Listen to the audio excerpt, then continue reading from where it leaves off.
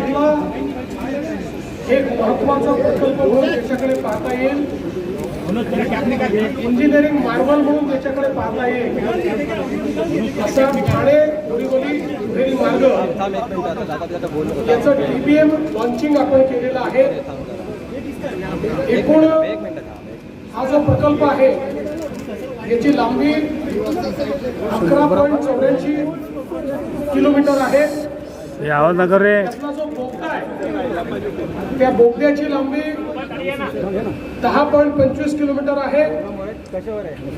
आणि या ज्या बोरिंग मशीन्स आहेत या बोरिवलीकडून 5.75 किलोमीटर आणि ठाण्याकडनं 6.9 किलोमीटर अशा पद्धतीनं या टनेलचं बोरिंग होणार आहे। 3+3 असा 6 पदरी आपल्याला मार्ग ट्विन टनेलच्या माध्यमातून त्या ठिकाणी मिळणार आहे।